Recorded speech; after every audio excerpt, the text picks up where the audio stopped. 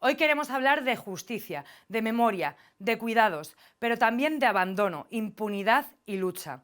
En la Comunidad de Madrid, al menos 7.291 personas mayores murieron en residencias durante la pandemia sin ser trasladadas a hospitales. No fue un fallo del sistema, fue un plan. Unos protocolos firmados por altos cargos del gobierno de Ayuso decidieron que miles de personas no merecían vivir. Hoy, por fin, algunos de esos responsables están siendo llamados a declarar, pero el camino hasta aquí ha sido largo y doloroso. Vamos a hablar con quienes han luchado contra el olvido, contra la mentira institucional, contra la impunidad. Este programa es también un homenaje a quienes no están, a quienes siguen, a quienes no se rinden. Vamos al lío.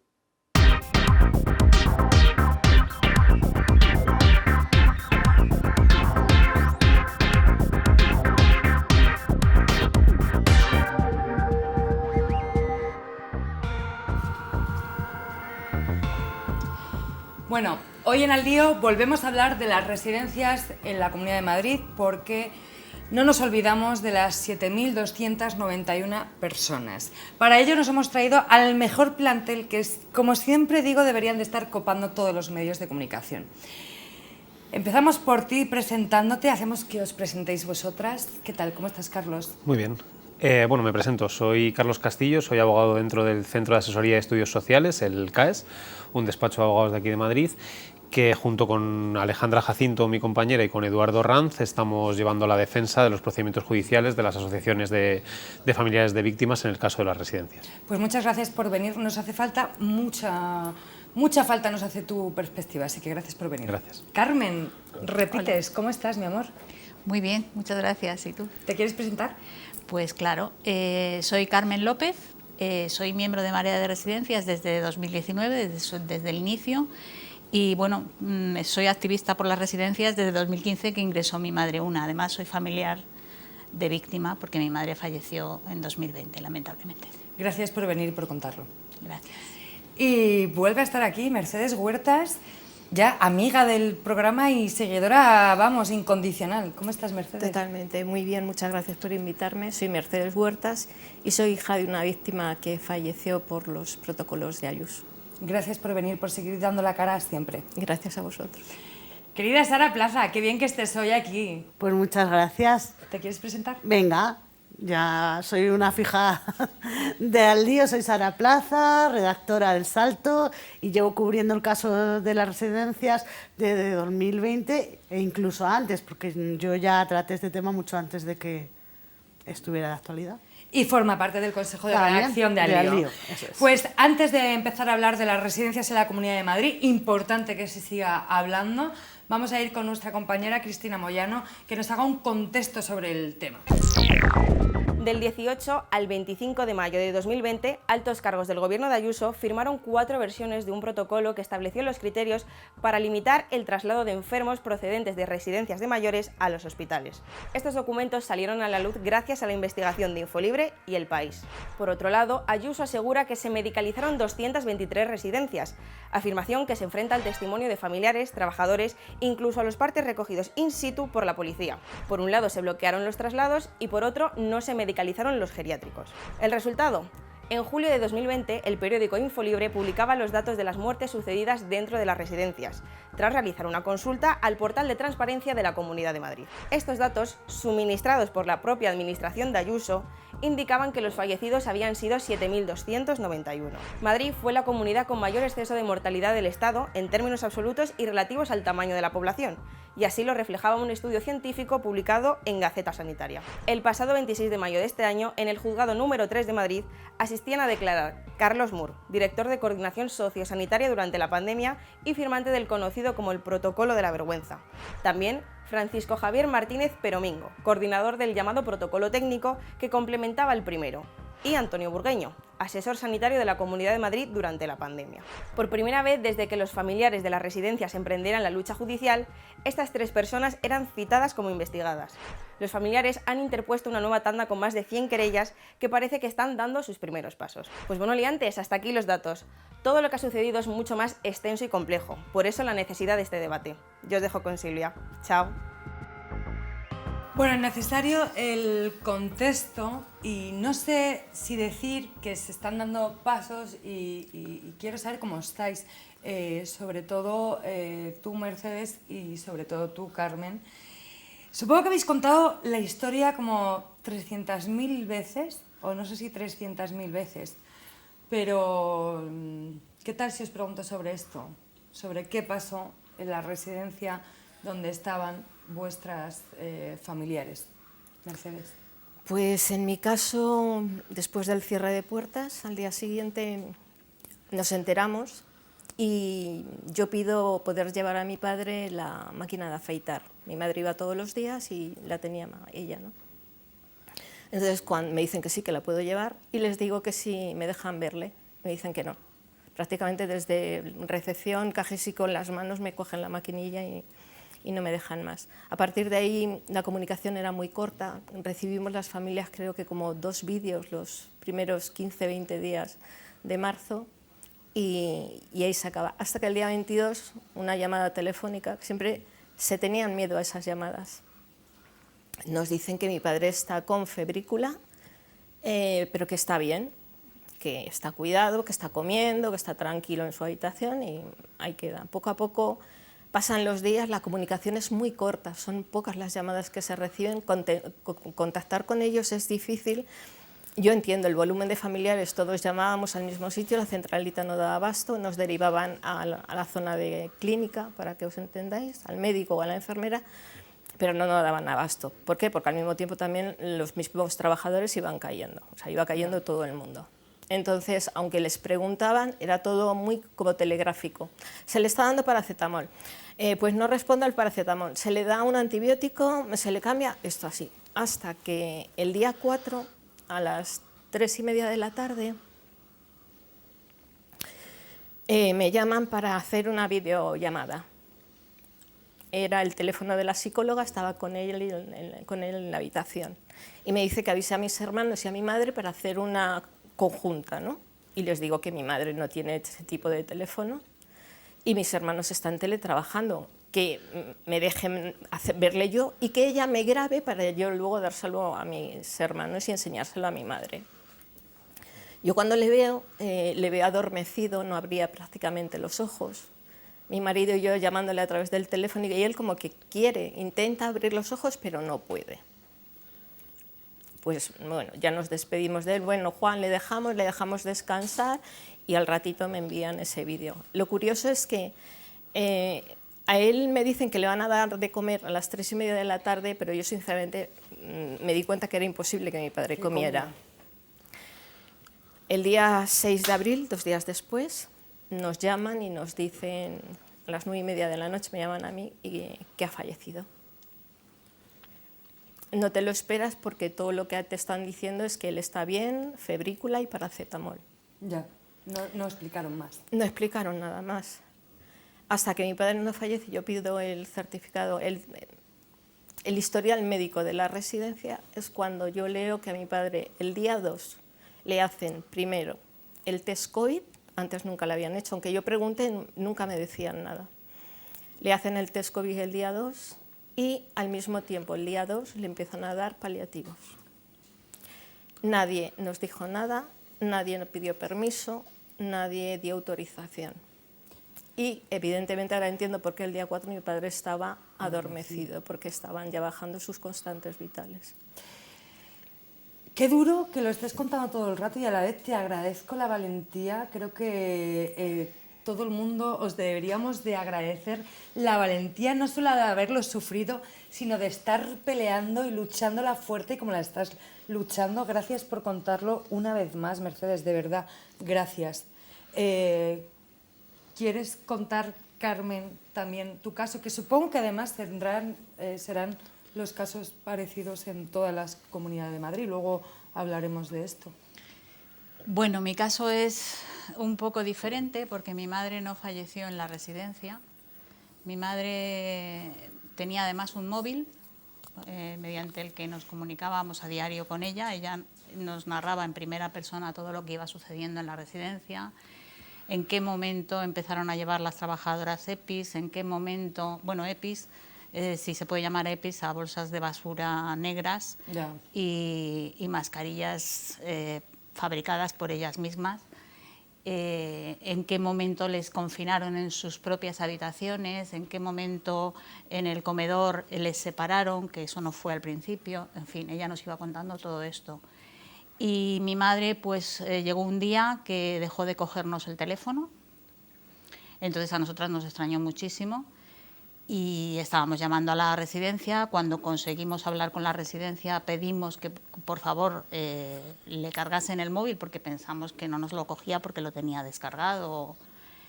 No obstante, siguió sin cogernos el teléfono. Esto fue tal que un jueves por la tarde ya no nos cogía el teléfono y el domingo 5 de abril me llaman desde el teléfono de mi madre a las 8:30 de la tarde y me dice la doctora que está llamándome desde el teléfono de mi madre porque está viendo los cientos de llamadas perdidas mías y que mi madre no me coge el teléfono porque no puede, porque está muy mal. ¿Esto pasó de un día para otro?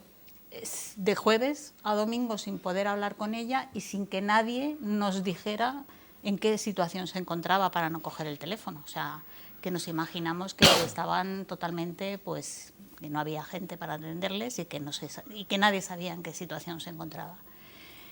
Cuando por fin la doctora de fin de semana, que era nueva, me dice que mi madre está muy mal, yo le suplico, porque yo ya sabía que no se estaba derivando a la gente a los hospitales. Y entonces le suplico que la deriven, me dice que va a intentarlo, que va a pedir la autorización a la geriatra de enlace del Hospital Severo Ochoa y entonces, bueno, pues yo decido que no voy a esperar su llamada, que me presento en la residencia, me salto el estado de alarma y me presento en la residencia. Y allí, bueno, pues como la persona de recepción le dice que estoy abajo y que no me voy a ir hasta que no reciba su llamada, pues la doctora termina llamándome desde su propio móvil para decirme que por fin le han dado la autorización, que no me llama desde el fijo porque lo tiene ocupado con la llamada a la ambulancia, que hasta que no se lo cojan no quiere colgar, y que le han dado la autorización y para darle la autorización le han preguntado si mi madre caminaba. La geriatra de enlace le pregunta si mi madre caminaba.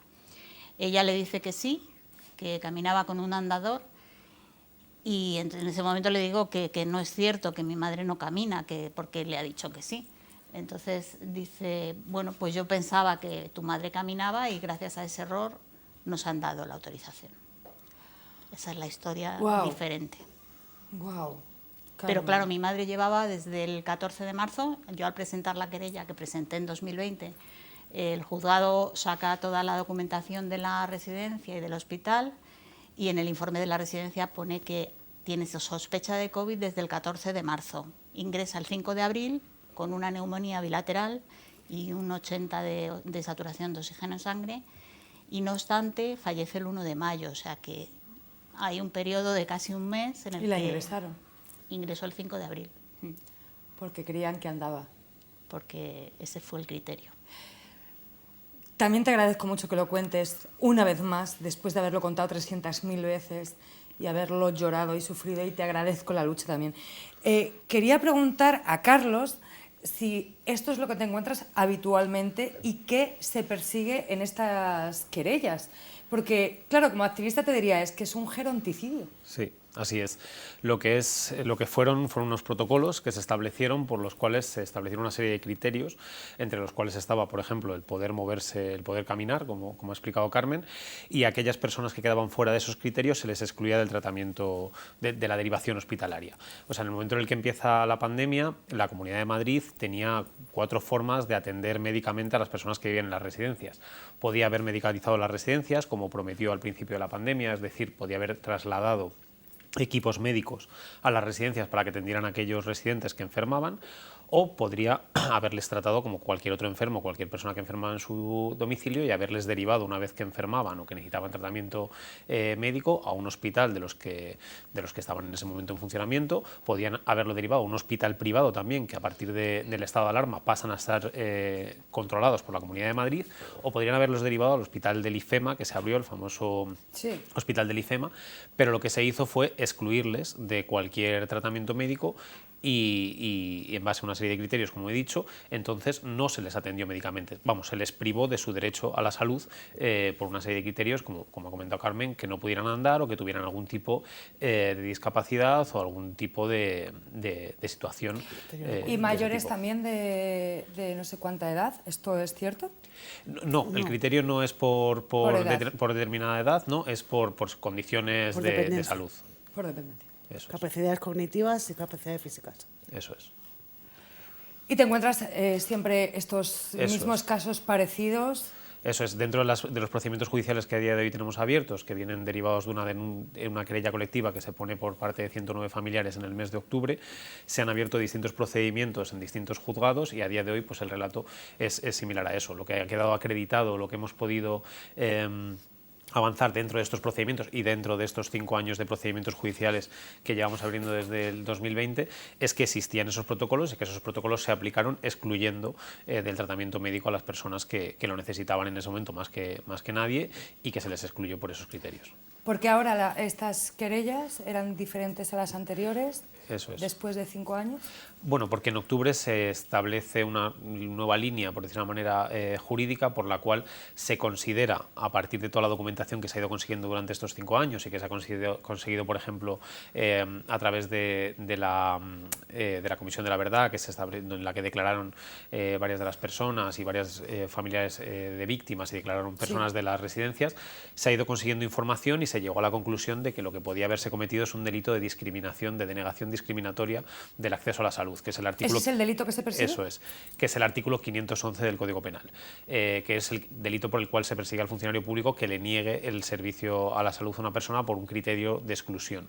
En base a ese nuevo criterio jurídico que se establece a partir de octubre del 2024, se pone esa nueva querella en la cual ya no se dirige tanto por, pues como se habían dirigido las anteriores, por homicidio o por otra serie de delitos de daños que habían sufrido esas personas mayores, sino que se dirige directamente a los responsables que habían firmado y que habían redactado esos protocolos de exclusión, que en este caso son Carlos Mur y Francisco Javier Martínez Peromingo. Esas querellas, como digo, se presentan en octubre de 2024 y han hecho que se reabran varios de los procedimientos que estaban archivados antes y que se abran procedimientos nuevos por ese delito y contra esas personas que fueron las que, a fin de cuentas, los juzgados están entendiendo que quizás sí que cometieron un delito a la hora de discriminar estableciendo esos protocolos.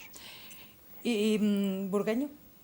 Bueno, Burgueño hay que decir que tiene una larga trayectoria en los gobiernos del Partido Popular, fue director de hospitales y durante la pandemia fue nombrado asesor. Él mismo lo reconoció en el juzgado de Leganés, donde declaró como testigo y al declarar como testigo confirmó que se había producido una reunión entre Ayuso, Laschetti, que era el consejero de Hacienda, el consejero de Sanidad y la propia Ayuso, en la cual se decidió que iba a haber un mando único y que él iba a liderar ese mando único. Entonces, en ese momento, el juzgado decidió suspender su declaración como testigo porque podría estar implicado en la creación de estos protocolos. Mira, esas son las imágenes entrando en el juzgado. Entonces, es una de las personas, o sea, aquí hay una pieza clave que yo siempre digo que si tuviera que escribir un libro, empezaría por ahí, y es una reunión que hubo nada más comenzar la pandemia, que es esta reunión que se produjo a puerta cerrada, sin informar al consejero de Políticas Sociales, Alberto Reyero, que era quien gestionaba las residencias. Es una reunión en la cual se decidió la estrategia que iba a seguir la Comunidad de Madrid para atajar esta pandemia. O sea, me estás diciendo que sabían que había un mando único y con toda su cara salen a decir que la responsabilidad y la culpabilidad es de Pablo Iglesias. Claro, o sea, ellos habían situado a Burgueño como asesor y mando único de el tema de la pandemia, desde el punto de vista sanitario. Y ellos eran conscientes de que la gestión de las residencias es una transferencia que duerme dentro de la comunidad y que nunca salió de la Comunidad de Madrid, porque la gestión siempre estuvo dentro de la Comunidad de Madrid, y que llega un momento, es verdad, que intentaron retirar las competencias a Alberto Reyero, pero se depositaron en Sanidad, en la Consejería de Sanidad. Nunca han salido las competencias de la Comunidad de Madrid y nunca pudo ser Pablo Iglesias el responsable de estos protocolos. Lo que pasa es que, claro, es la política comunicativa de Mar, ¿no?, de Miguel Ángel Rodríguez, que es en realidad el que lidera el discurso y el que fabrica los relatos, en las cuales había que buscar a la persona más odiosa que existiera en ese momento en el universo para soltarle ¿no?, las culpas de todo lo que había ocurrido, y quién mejor que Pablo Iglesias. Además, Sí, como era... él salió en un momento dado durante la pandemia haciendo también un discurso muy Pablo Iglesias, un poco triunfalista, diciendo me voy a encargar de no sé qué. Pero en realidad él nunca tuvo la gestión directa de las residencias de ninguna de las comunidades autónomas. Quería preguntar a Mercedes y a Carmen, porque según lo que dice Carlos, que es un delito un delito que tendría que asumir el funcionariado, ¿no?, pero que en realidad a quienes estáis juzgando y persiguiendo y que tienen que ser perseguidos son los altos cargos, pero ¿qué responsabilidad tiene el funcionariado en esto? ¿O qué creéis vosotras? ¿O qué queréis vosotras? Yo quiero justicia, es decir, el mando lo dio alguien es la responsable máxima. Es decir, yo entiendo que un funcionario tiene que Quiero decir un médico. Claro, de hecho, si no estoy equivocada, las primeras órdenes se dieron por teléfono. Ajá. Y algún director de hospital y de residencia dijeron que no, que ellos no querían asumir esa responsabilidad sin tener un papel por delante, por eso salieron los protocolos. Y su soberbia les dio, y su torpeza, a sacar esos protocolos por escrito. Pero quiero contaros una cosa que no mucha gente lo sabe. Esos mismos protocolos se aplicaron también a las personas en situación de dependencia en domicilios. Sí. Se les hizo exactamente lo mismo. Y de hecho hay denuncias presentadas en Fiscalía General, en la de Madrid, y ya se han tomado declaración en la provincial y están a espera de asignación de juzgado. O sea, que se ha abierto otra perspectiva que al principio es verdad que todos lo desconocíamos, hasta que empieza a correr la voz y dices, aquí hay uno, aquí hay otro y hay otro. Y otro matiz que quiero hacer claro es que a mi padre le hicieron una eutanasia de manual. Le mataron, sí, a mi padre, porque ellos mismos en el informe médico reconocen que en otras ocasiones a mi padre lo derivan con una bronquitis al hospital, digamos, allí lo levantan y luego le mandan a residencia y mi padre se termina de recuperar. En este caso no, y es más, el resultado de COVID llegó al día siguiente de fallecer, con lo cual ni sabían siquiera si tenía COVID. ¿Tenía COVID?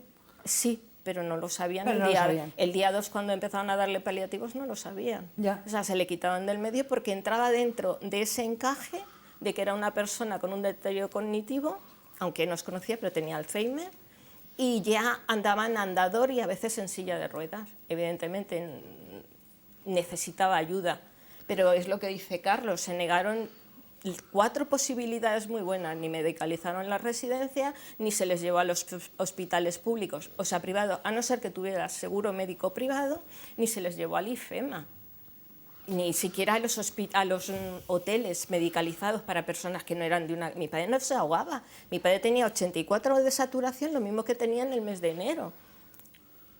Hicieron una... gerontofobia, una eugenesia, llamarlo un asesinato de manual. Absolutamente. No, que eso es súper común ver, es una de las pruebas que nosotros aportamos dentro de los procedimientos judiciales, las mismas personas víctimas que fallecieron, a lo mejor en 2019 o en enero de 2020 habían enfermado, y una vez que se ponían malos, evidentemente, como las residencias no tenían personal médico, tenían un médico que pasaba consulta, un médico como pues muy básico, que pasaba consulta para las medicaciones concretas que tuviera cada uno, pero no tenían un médico para urgencias. Entonces, esas mismas personas enfermaban en 2019 o en enero de 2020, y a esas personas, al mínimo síntoma de enfermedad, se las derivaba al hospital, se las cuidaba, se las curaba y se volvían a la residencia, que era donde vivían. Cuando pasó a partir de la pandemia, lo que se les hizo fue abandonarlos en las residencias y no darles ese servicio de salud. un genocidio de ancianos. A mí me parece importante lo que ha hecho Mercedes, porque es algo que no se conoce mucho y que modestamente desde el Salto lo sacamos, aunque no tiene mucha repercusión, y es que protocolos de este estilo se repartieron también por atención primaria. Una de las médicas nos pasaron el protocolo y, hablando con la Consejería de Sanidad de la Comunidad de Madrid, nos dijo que lo mismo que dicen con los protocolos de la vergüenza, que era un borrador. Esa es la excusa que siempre ponen ellos. ¿Eso también dicen de los protocolos? Sí, dicen que era un borrador. Vamos, lo habéis oído en la comisión de investigación que se abrió en la Asamblea de Madrid, que se cerró a posta, ¿no?, por el adelanto electoral. En la atención primaria también recibieron estas órdenes, lo que pasa es que no estaban firmadas, eso es verdad, pero era un protocolo que se basaba en las características físicas y cognitivas de las personas que se acercaban a mayores de 85. ¡Qué desgraciados! Cortar esto si queréis, por favor. Hay una cosa que quiero yo puntualizar sobre este tema, ¿puedo? Sí, sí. Efectivamente, nosotros en Marea de Residencias tuvimos un caso, una de las querellantes que mandó su testimonio, que eran su padre y su madre fallecieron en su domicilio por esos protocolos de atención primaria. Lo que ocurría es que si tú tenías la suerte de poder ir a recoger a tu padre o a tu madre y llevarlo tú a urgencias, sí que ingresaba. Sin embargo, si venías de una residencia, si la persona vivía en una residencia, no le admitían. Esa es la diferencia. Muy fuerte y muy necesario que lo cuentes, de verdad. Estoy muy agradecida porque deis la cara y estéis todo el rato luchándola y con el dolor que eso implica. Así que os vuelvo a dar las gracias. Vamos a hacer una cosa para que veamos el poder mediático que tienen quien elabora el discurso, ¿no?, que son estos desgraciados y esta desgracia. Cristina Moyano se ha ido a la calle a preguntar por esta cuestión y vamos a ver qué dice la gente. Hola liantes, ahora que ha pasado un tiempo hemos salido a la calle para preguntar sobre la gestión de las residencias de mayores durante la pandemia aquí en Madrid. Veamos qué opina la gente. La primera pregunta es si le digo la cifra 7.291, ¿qué se le viene a la mente? Los fallecidos por el COVID en las residencias. Dinero. El uno que acabo de comprar el cupón de los ciegos. Fueron las personas, ¿no?, muertas en residencias durante la pandemia en la Comunidad de Madrid. La cifra de los fallecidos durante la pandemia con un tema relacionado con Ayuso, una polémica que hay, eso por ahí tengo entendido. Pues un número de lotería, por ejemplo. Los muertos por la pandemia, ¿no?, por la negligencia de sanidad. Eso es lo que me viene a la mente. Los muertos de la pandemia en las residencias. En toda España ha pasado lo mismo o más y solo se tiene en cuenta el número de cifras en la Comunidad de Madrid. Es una tomadura de pelo. Que es una cifra un tanto tramposa porque no se meten nada más que las de Madrid. Parece ser que en las demás residencias de España no ha muerto nadie. ¿Y más o menos sabrías decirme qué pasó aquí en la Comunidad de Madrid durante la pandemia con las residencias de mayores? Había escuchado algo acerca de que no se había podido trasladar a los ancianos y tal, y que muchos habían fallecido sin ser ayudados. Pues sí, que les negaron el acceso a sanidad, ¿no?, y por eso murieron. Sí, como en todas las residencias de todos lados, que fue un desastre. Probablemente aquí se hiciera mejor que en otros muchos sitios de España. Pues hubo un protocolo por parte de la Comunidad de Madrid que solicitó a las residencias que no enviaran a los enfermos a los hospitales. Que no se podían trasladar al hospital o algo así, ¿no?, porque lo dijo Ayuso o algo así, ¿no? Me suena. Van detrás de la política la presidenta de la Comunidad de Madrid. Y quien no lo quiera ver es una persona sectaria o ignorante. Sí, bueno, que no les podían trasladar a los hospitales, pero igual, estoy poco puesta en el tema. ¿Y sabe usted lo que fueron los protocolos de la vergüenza? No. Sé de lo que me hablas, pero no estoy de acuerdo con ese tema. No estoy de acuerdo que el gobierno diga, o el gobierno que hemos tenido entonces, que eche la culpa a los de derecha o a los de tal, porque según ellos no los llevaban a los hospitales. Pero yo creo que tenían casi las mismas probabilidades de fallecer y ya está. Que le siguieron un poco a los gringos, ¿no? Lo que estaban haciendo allá lo importaron acá. Prohibir que la gente que estaba en las comunidades, en las residencias de ancianos fuesen a los hospitales públicos. Sin embargo, en los hospitales privados sí que se recibía a la gente que tenía más dinero, lo cual es muy, muy injusto.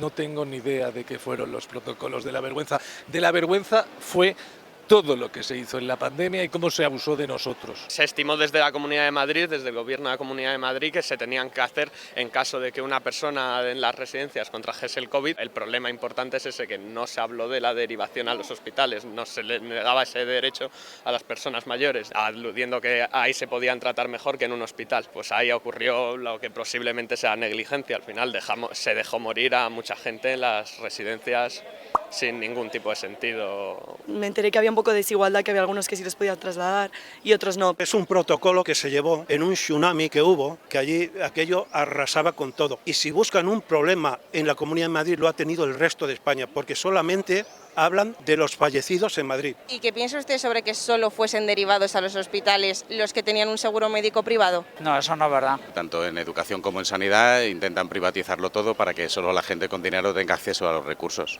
Hombre, pues está mal, porque estamos pagando una sanidad pública, ¿no? Es lo que tiene que pasar, me refiero que gobierna la derecha y la derecha ve sus intereses. El sistema capitalista que tenemos implantado en España y en casi todo el mundo premia a la gente con dinero.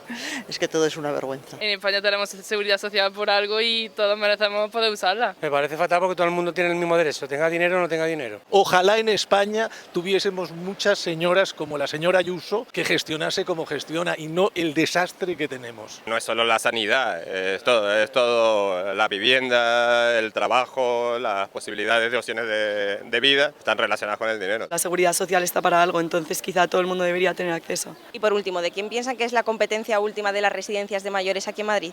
La Comunidad de Madrid. De la presidenta de la comunidad o si en caso de la ciudad del alcalde, ¿no? Tengo entendido que en ese momento quien llevaba esto era el señor Pablo Iglesias. Hombre, evidentemente habría una serie de personas al cargo, pero obviamente la que dio la orden debía ser Ayuso, claro. Pablo Iglesias. Me parece que eran de Pablo Iglesias, ¿no? Que fue el que asumió todas las competencias dentro de la residencia del país. Bueno, yo sé que a nivel nacional era el señor Iglesias, el podemita, el responsable de este servicio a nivel de toda España como vicepresidente del gobierno y por la función que tenía específicamente encomendada. Pues no lo sé en concreto, yo para mí que más la izquierda que la derecha, desde luego. Pienso, ¿no? De la comunidad, ¿no? Pues bueno, liantes, hasta aquí las respuestas. Nosotros nos vamos a un refugio climático que hace un calor que no veas. Os dejo con el debate. Chao. Qué bonita es mi Cristina Moyano y qué fuerte. Bueno, Pablo Iglesias, cariño, sal a decir cosas porque todo el mundo sigue pensando esto. Esto es muy fuerte, que se sigue votando a Ayuso sabiendo que ha provocado un genocidio de 7.291 personas, al menos que sepamos, ¿no? Que sepamos. Sí, pero podemos tirar bastante más alto. Y lo grave, y esto ya me mojo muy a conciencia, es que la judicatura no hace su trabajo. O sea, ha tenido que ser las familias, con el apoyo de 2 plataformas, las que crea una comisión de investigación ciudadana, la que redacta un informe impecable y se le da el trabajo prácticamente hecho a la judicatura, y 5 años después parece que dan pequeños pasitos. Entonces la judicatura retratada está en España, pero a nivel mundial, por lo que me llega de muchos países a través de redes, no dan crédito ante el mayor genocidio de la democracia, que estén a por uvas. Eran seres humanos con derechos. Se vulneró todo, el de ellos y el de las familias. Personas con una historia y nadie tenía por qué decidir, y que nadie nos diga es que hacían un triaje, no era necesario ese triaje. Esta señora le vino bien porque es una fascista, entonces todo lo que es del pueblo le molesta. Y la sociedad madrileña a mí me falló, porque he entendido siempre que en el 21 a lo mejor no se sabía mucho. Pero en el 23, tanto las plataformas como yo personalmente, nos cansamos de dar charlas e información, entrevistas, se sabía. Y aún así, bueno, eran viejos. O como nos acusan muchas veces, ¿por qué os le metisteis en una residencia? Nadie sabe los motivos de cada familia ni por qué, pero el estar en un servicio público haciendo uso de él, eso no quiere decir que nadie tenga que decidir para matarte y negarte unos derechos, pienso yo. Y que todos, ojalá, pasemos por esa época de la vida, ¿no? ¿Qué os ha parecido el vídeo? ¿Cómo habéis quedado? Bueno, 7.291 personas son fallecidos en las propias residencias durante solo 2 meses, marzo y abril. Eso es. 9.470 el total de fallecidos, ahí entraría mi madre, en esa cifra de 9.470.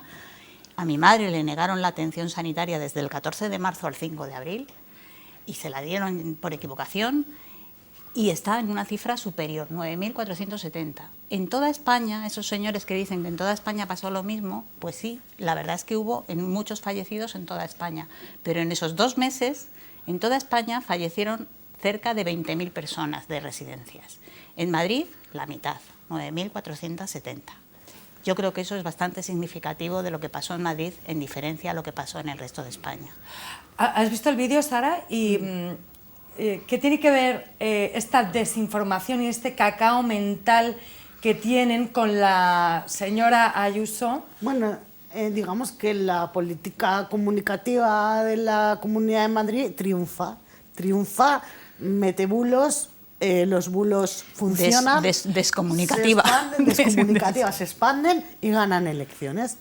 Es que está claro. Lo hacen aposta, o sea, todo esto de Ayuso salir y decir es Pablo Iglesias, y al final todo tiene un relato y todo está muy pensado. No sé si os acordáis hace poco cuando se estrenó la película, el documental 7.291, que hicieron todo lo posible para que no se estrenara en una televisión pública. Bueno, ella por su cuenta sacó una especie de comunicado en el cual contaba una realidad totalmente paralela, en el cual decía que se habían medicalizado, por ejemplo, 223 residencias, cosa que sabemos que no sucedió, en el cual decía que Madrid había tenido una gestión de la pandemia ejemplarizante, cuando, como ha dicho antes Cristina Moyano, bueno, el aumento de la mortalidad en la Comunidad de Madrid fue el mayor en toda Europa. O sea, que eso lo dicen los estudios. Entonces, claro, ellos tienen que vender otro relato y la verdad es que lo hacen bien porque ahí siguen, ¿no? Y la idea esta de Pablo Iglesias es que fue una idea brillante, ¿no? De echarle la culpa a él y luego echarnos nosotros a dormir después de todo lo que ha sucedido.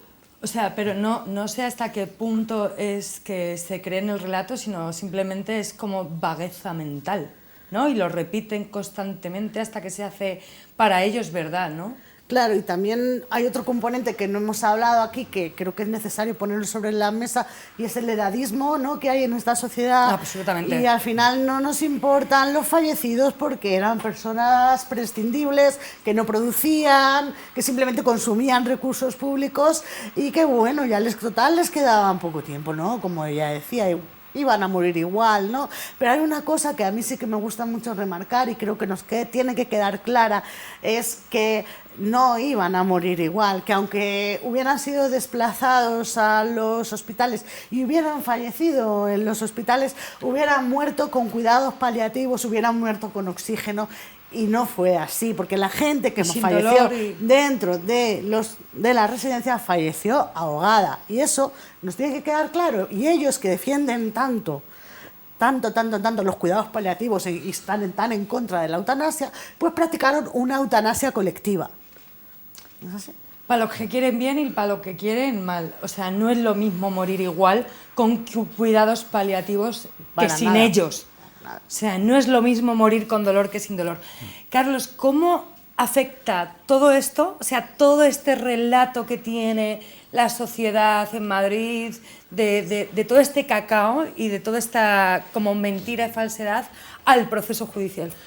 Bueno, yo creo que el proceso judicial lo que puede intentar es afectar en ese relato. Es decir, lo que puede hacer el proceso judicial, y por ejemplo lo hemos visto con la imputación de 2 altos cargos de Ayuso, es dar la vuelta a ese relato falso que se ha introducido respecto a la pandemia y demostrar que la responsabilidad de las residencias de ancianos era de la Comunidad de Madrid y que las muertes y los fallecidos en las residencias fueron por una decisión política. Es decir, fueron por una decisión política que fue decidir quién tenía derecho a tener asistencia médica y quién no.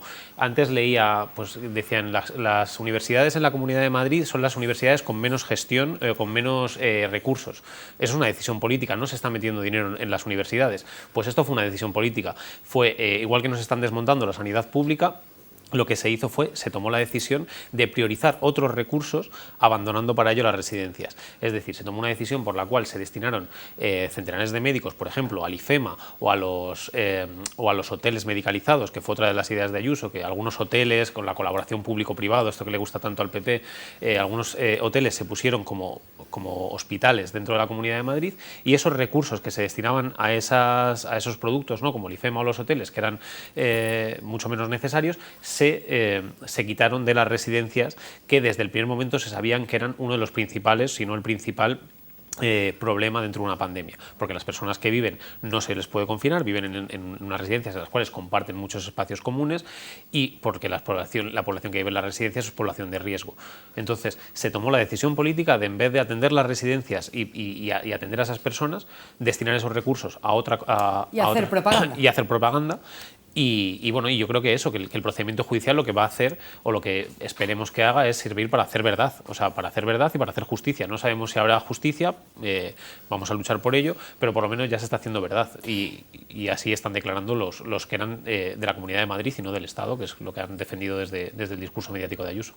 Después de estos, ¿qué esperáis que ocurra en los próximos meses tras la imputación de Mur, Peromingo y qué pasa con el burgueño? Esperamos que haya finalmente justicia, pero sobre todo que haya justicia para los fallecidos, pero también para las personas que siguen viviendo en las residencias. Es que el problema es que esta impunidad, que deja absolutamente desprotegidas a las víctimas, también deja desprotegidas a las residencias y las personas que siguen viviendo ahí, porque no se ha hecho nada. O sea, Madrid es una... En general, el sistema de cuidados de residencias en todo el Estado español está totalmente privatizado, el 90% es privado, en Madrid es el 94%, y se sigue privatizando, se siguen haciendo residencias privadas con un gran número de residentes por residencia, o sea, macro residencias. Ni siquiera se cumple el acuerdo de acreditación, que es insuficiente desde nuestro punto de vista, pero es que ni siquiera se cumple en Madrid, no necesitan cumplirlo, y es absolutamente necesario que se tomen cartas en el tema de las residencias, porque siguen muriendo, no hay cifras. Esas cifras que salen del portal de transparencia, hoy en día no sabemos cuánta gente muere en las residencias ni por qué motivos. Precisamente esta impunidad lo que genera es una impunidad total en el tema de la vida en las residencias. Yo quería puntualizar una cosa que me parece muy importante, y esa pregunta se la hice yo personalmente tanto a una fiscal, a Almudena Lastra, como a una teniente fiscal en la provincial, que si me podrían asegurar que esto nunca más volvería a pasar. Y con todo su cuajo me dijeron que no. Es decir, o sea, que no les importa la vida de los ciudadanos. Aquí cualquier mente perversa llega y por arte de birloque, porque eres alto, bajo, gordo, flaco, ojos azules, negros, amarillos, raca. Hago una limpieza y ¿se va a permitir otra vez? Me dijeron, sí. Y me quedo, sí, os lo juro, no miento, ¿eh? No, y hay testigos sí, no. de esas Por reuniones, que... hay testigos, y se quedaron así, vamos, yo en ese momento me desmoroné, que dije, me voy, me levanto en la mesa, yo ya no tengo más. O sea, es evidente que puede volver a ocurrir, porque no ha habido consecuencias para absolutamente nadie, lo estamos viendo, la gente se lo cree, la gente lo permite, y los altos cargos y quien decide, tampoco hay consecuencias para ellas. No hay, pero decir, bueno, al menos vamos a evitar, vamos a trabajar para que la sociedad se sienta un poco segura que si llega otra pandemia, que estamos con todas las papeletas, porque yo creo que es algo que puede pasar en cualquier momento, vamos a decir, no, ese error, vamos a asumir que ya ha sido un error muy grave, ¿vale? Y vamos a aparcar el tema de justicia. Pero como Estado sí que se debería de buscar la forma de que nadie en ningún sitio, por muy chiquito que sea el pueblo, nadie vuelva a dar esa idea de decir, por el motivo que sea, discriminamos así y que no pasa nada. Sara, tú has investigado todo el tema de las residencias antes. O sea, menos mal también, te lo digo, que el periodismo independiente se ha mojado con esto, como se moja siempre con todo, porque si no, totalmente invisibilizadas, totalmente. Sí, creo que en este aspecto Infolibre ha hecho un trabajo muy bueno. Creo que El País también. Creo que somos contadas las periodistas que hemos investigado sobre este tema y creo que antes de que estallara la pandemia, menos aún. O sea, yo me acerqué al tema a través de un familiar. Yo tuve a una tía ingresada en una residencia y el feedback que me iba llegando de cómo se encontraba adentro me hizo erizar la piel, ¿no? Empecé a ver fotos de heridas maltratadas, de alimentación paupérrima. Esto yo te estoy hablando de 2016 y yo dije, ¿qué pasa aquí? ¿Esto qué es?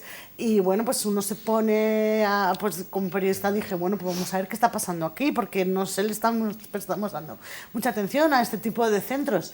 Y bueno, lo primero que llama la atención en estos centros, que es como apunta Carmen, que está la gestión completamente privatizada en la mayoría de estos centros y que están en manos de empresas, pues o bien antiguas constructoras que tras el estallido del boom de la burbuja se han reconvertido y han encontrado en los cuidados un negocio, ¿no? Como puede ser pues la ACS, que es a través de Eulen, o bien empresas pirata creadas solamente para ganar concursos con ningún background en asistencia sociosanitaria, como por ser Aralia, ¿no? Que estaba en manos de un empresario que es José Luis Ulibarri, que está en todas las salsas en muchas de los casos de corrupción del Partido Popular, que ganaba concursos a la baja y se hacía con este tipo de centros, o bien ya empezaban a aparecer los fondos de inversión que veían que había dinero y que además se podía rascar, y los fondos de inversión lo que hacen, y bueno, en general todas estas empresas lo que hacen de las residencias, de la única manera en la que se puede sacar dinero es restando en alimentación y restando en gastos laborales, ¿no? En gastos en plantilla. Y eso esto explicaba un poco la situación precaria que se estaba viviendo ya antes de la pandemia en esos centros. Como siempre y en cualquier cuestión que hablemos aquí en Al Lío, el tema está en que tenemos que entender que lo público siempre es bien, y la gestión directa del Estado antes que privatizar cualquier cosa, porque termina, ¿no? Son concursos a la baja al final, se presupuesta por un dinero, las empresas racanean, consiguen el concurso por menos y se suministran peores servicios. Pero, por ejemplo, perdona Silvia, tenemos el caso de la residencia de Arganda. Estos días ha salido, que es pública, 9 días llevaban los mayores sin duchar por falta de personal. Y ya estamos hablando de una pública, con lo cual el mal endémico es en lo público y en lo privado. Ayuso está deteriorando todo lo público. Ella no entiende que todo servicio público está para dar un servicio sin tener beneficio, por eso es un servicio público. El que quiera hacer negocio con un servicio tiene todo su derecho, pero lo que no se puede hacer es que se esté derivando todos los impuestos, todos los recursos de lo público a lo privado, en detrimento también de lo público. Hablando de Ayuso, ¿se va a ver presa? ¿Qué es lo que yo deseo? No cara esa breva, ojalá. Bueno, yo creo que es muy pronto para saberlo, hay que ser muy prudentes, pero sí que entendemos, cuando nosotros presentamos estas querellas, entendemos que la decisión última no vino de Carlos Mur ni vino de Francisco Javier Martínez Peromingo, que eran dos altos cargos, pero ahí tenía que existir una cadena de mando. Tendremos que ver cuál fue la postura del consejero de Sanidad en ese momento, tendremos que ver si al consejero de Sanidad estaba recibiendo órdenes, y a fin de cuentas Ayuso, como es la presidenta de la comunidad, en el momento de la pandemia era a fin de cuentas el mando único dentro de la Comunidad de Madrid del ámbito administrativo.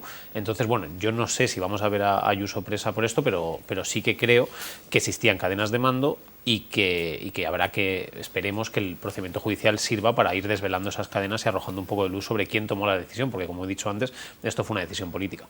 Carmen, ¿tú cómo lo ves? Bueno, nosotros desde el inicio en Marea de Residencias 2020 empezamos con las primeras querellas y ya apuntábamos al mando único de la Comunidad de Madrid, que era la Consejería de Sanidad con Isabel Díaz Ayuso al frente. Entonces, para nosotros son los responsables. Efectivamente, ahora mismo en estas nuevas querellas, con este nuevo delito, esta nueva vía que estamos inspeccionando a ver si da resultado, estamos apuntando más bajo, pero lo que queremos, como dice Carlos, es que se llegue hasta las máximas responsabilidades, que lógicamente son el mando único, ¿no? Pero vamos, eso los tendrá que decir un juez y esperemos que llegue. ¿Burgueño se está desmarcando un poco de su presidenta? Bueno, Burgueño era... No nos olvidemos de que finalmente ese plan de medicalizar las residencias, que nunca se llegó a efecto, se intentó hacer a través de la hija de Burgueño, de Encarnación Burgueño, que eso fue una tomadura de pelo, una broma de mal gusto que nos gastaron a los ciudadanos y ciudadanas madrileños. Y eso realmente no está saliendo a la luz todo lo que debería salir, porque realmente es que es curioso y es realmente patético, diría, que un gobierno de una comunidad como la de Madrid, región capital, capital de la región, etcétera, etcétera, pueda hacer una gestión tan lamentable, tan irrisoria y tan totalmente absurda de intentar medicalizar unas residencias con una señora que no tenía absolutamente ninguna experiencia, que era una autónoma, que encargó a un director de ambulancias, o sea, absolutamente absurdo. Carlos, ¿esta parte también está en las demandas, en las querellas? Sí, en las querellas, sí. Sí, nosotros las querellas se dirigen principalmente a los que consideramos que eran los autores intelectuales de esos protocolos, que son Carlos Mur, Francisco Javier Martínez Peromingo, el que era director del Suma 112, que eran las ambulancias, que es el que pues evitó que se derivaran mediante las ambulancias a las personas enfermas a los hospitales, y a los geriatras de enlace, que a fin de cuentas eran los que ejecutaban esos protocolos, es decir, eran a los que había que llamar para que derivaran a una persona enferma, y eran los que hacían esas preguntas de, bueno, pues anda, qué nivel de deterioro cognitivo tiene, etcétera. Nosotros lo dirigimos hacia allí. Es verdad que la figura de Burgueño es una figura, por decir de una manera, transversal a todo lo que ocurrió. Es verdad que estuvo muy poquito tiempo, a él le llaman el día 10 de marzo, si no me equivoco, tiene esa reunión que ha comentado Sara, que es una reunión en la cual ya de por sí, pues eso, está Lasqueti, está Miguel Ángel Rodríguez, está Ayuso, pero por ejemplo no está Reyero, que sería una persona que sería importante para tratar un tema como la pandemia, que estuviera allí. Y a partir de ahí él sí que comunicó en su declaración el otro día en el juzgado de Leganés, él dijo que a él le nominaron como posible mando único sanitario. Él hizo un protocolo en el cual supuestamente también venía integrada la medicalización de las residencias, un protocolo que nunca se llegó a ejecutar porque las residencias nunca se medicalizaron, y poquito tiempo después lo mandaron a su casa, si no me equivoco, unos días después. Entonces es una figura que está como muy al principio y un poco transversal. Veremos qué responsabilidades tiene, porque en esa declaración en Leganés estaba declarando en calidad de testigo, y la fiscal a la vista de sus declaraciones... Y colocó a su hija también. Y colocó a su hija eso posteriormente, eso es, pero la fiscal al oír su declaración y al ver que se estaba ubicando como dentro de un puesto de mando, por decirlo de manera, y decisorio dentro de lo que ocurrió, solicitó que se paralizara su declaración ante la posibilidad de que tuviera que declarar más adelante en calidad de investigado. ¿Qué cambios se necesita para que las residencias sean un lugar donde seguro y feliz, donde terminar la última etapa de tu vida? ¿O qué hacemos con esto? Porque igual es una sentada para hablar de cómo queremos terminar nuestras vidas, ¿no? Un cambio estructural. Exacto. Hace falta un cambio estructural desde los cimientos, pero además empezar la casa por los cimientos, no por el tejado. O sea, hay que ver lo que se necesita según la dependencia que hay actualmente de la gente que vive en las residencias, qué cantidad de personal se necesita para atenderlos dignamente, qué recursos son necesarios, y entonces proponer el presupuesto que haga falta, no según el presupuesto que tenemos o que queremos tener, vamos a ver qué podemos poner dentro de la residencia, sino todo lo contrario. Vamos a ver qué necesitamos y entonces vamos a ver qué presupuesto hace falta para dar una atención digna a esas personas que efectivamente se lo merecen, porque han sido personas que han luchado toda su vida y aunque no lo hubieran hecho, y se merecen vivir dignamente. Por supuesto que sí. Hacemos una rondita de a ver qué pensada le damos a esto de ser mayor y qué necesitamos, si es que necesitamos residencias y cómo. Bueno, yo creo que es esencial pensar en la autonomía de las personas que están dentro, la autonomía en materia de decisión, porque hay algunas que todavía pueden tomar decisiones y no les dejan decidir sobre su destino y sobre la manera en la que quieren vivir dentro de esos centros, y luego también hay que tener en cuenta que tenemos que tender a hogares, no a residencias, a hogares, a espacios muchísimo más pequeños, con menos gente, porque eso fue uno de los factores, ¿no?, que desencadenó todo lo que ocurrió. Estamos hablando de macrocentros en los cuales a lo mejor había, cada auxiliar atendía a 10 residentes, cosa que sigue pasando todavía, que a lo mejor tienen 10 minutos para levantar a todas las personas y poderlas acomodar y poderles dar el desayuno.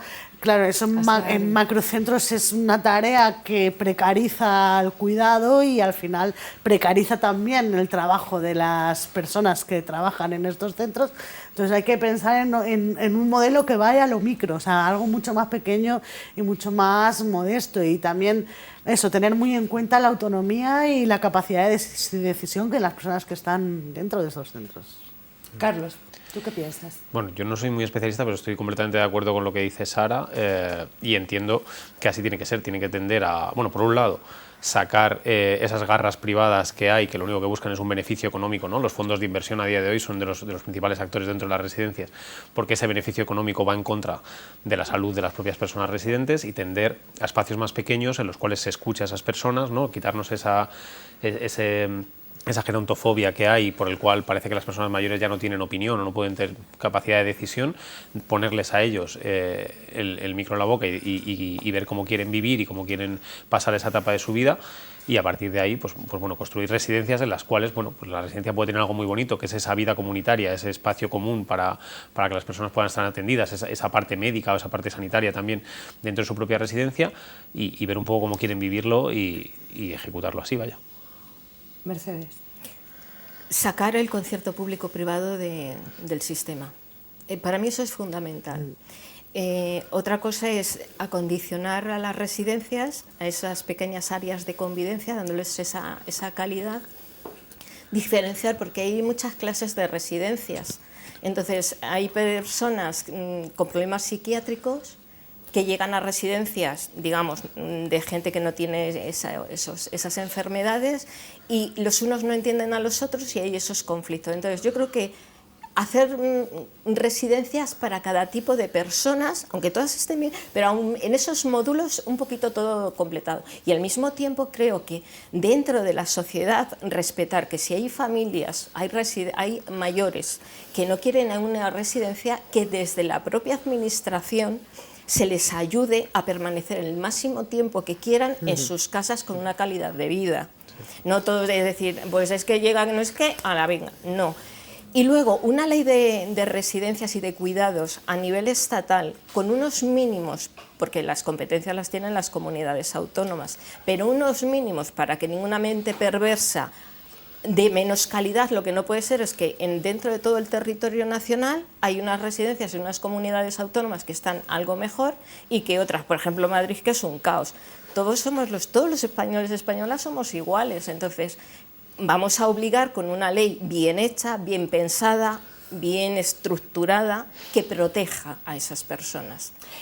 Gracias por lucharla siempre. Me quedo también con lo que ha dicho Carmen. Veamos a ver qué necesitamos y planteémoslo. Y me quedo también con que en este capitalismo feroz siempre nos sobran personas, nos sobran las niñas y nos sobran los mayores, y son necesarias las personas mayores para seguir luchándola. Espero que la sigáis luchando. ¿Cómo no? Y que se vean presos y presas todas las que tengan que ver, o que por lo menos justicia para vosotros y para vuestras familias. Gracias. Gracias. Muchas gracias. Nos vemos el domingo que viene.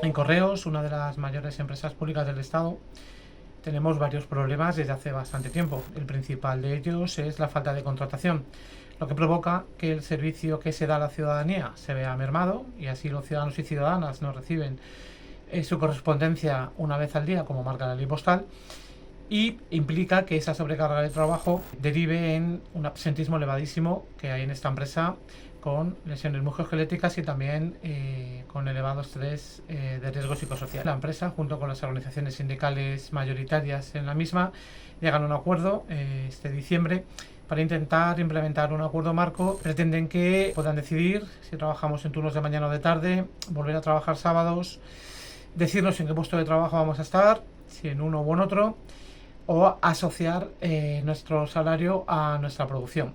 Unas medidas del todo lesivas que por parte de esta organización estamos intentando combatir. Por lo tanto, al lío contra la privatización de Correos. Correos no se vende, Correos se defiende. Estamos concentrados hoy aquí en la puerta de Ozanan porque estamos en un proceso de negociación de un convenio autonómico y las empresas aragonesas no se están sentando a la mesa, han mandado a patronales externas de fuera de la comunidad y queremos que los que se sienten a la mesa a negociar sean los patronos de aquí de Aragón. En todo este tiempo de negociación, que ya va para un año, no ha habido ni un solo punto de acuerdo porque no hay ningún interés por tener un convenio. Entonces hoy hemos venido aquí a pedirles a Ozanan que vayan a la mesa de negociación y que participen en la creación de un convenio para Aragón.